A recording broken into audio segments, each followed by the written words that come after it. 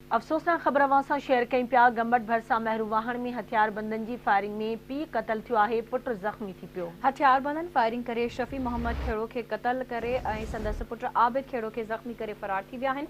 इत्तला ते पुलिस पहुची मक़तूल जो लाश ऐं ज़ख़्मी खे अस्पताल मुंतक़िल कयो। एसएसपी ख़ैरपुर पारां वाक़िए जो नोटिस जवाबदारनि खे गिरफ़्तार करण जो हुकुम ॾिनो वियो आहे। गंबट भरसा महरूवाहण में हथियारबंदनि जी फायरिंग में पीउ क़तल थी वियो आहे, पुट ज़ख़्मी थी पियो आहे।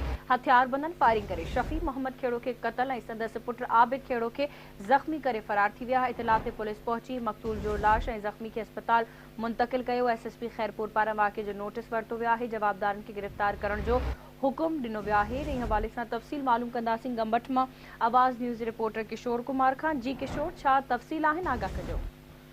तव्हांखे ॿुधाईंदो न त गंबट में हीउ अफ़सोसनाक वाक़ियो जेको पेश आयो आहे। मेरोवान में हथियारबंदनि फायरिंग करे नौजवान खे क़तल करे छॾियो आहे। उन खां पोइ जेको आहे सो संदसि जेको आहे मेरोवान भरिसां ई जेको हथियारबंदनि फायरिंग करे शफ़ी मोहम्मद खोड़े खे क़तल करे संदसि पुट आबिद खे ज़ख़्मी करे फ़रार थी विया आहिनि। होॾां जेको आहे पुलिस पारां इहो ॿुधायो पियो वञे त इन्हनि जो को ज़मीनी तकरार आहे, जंहिं जेको हीउ मामिलो हलंदड़ आहे ऐं वाक़िए जी जांच लाइ जेको आहे पुलिस पारां हिकिड़ी टीम जोड़ी वई आहे। उहा वाक़िए जी जांच करे रही आहे ऐं एसएसपी ख़ैरपुर पारां जेको आहे गंबट पुलिस खे इहो हुकुम पिणु जारी कयो आहे त फौरी तौर जेके जवाबदार आहिनि उन्हनि खे गिरफ़्तार कयो वञे।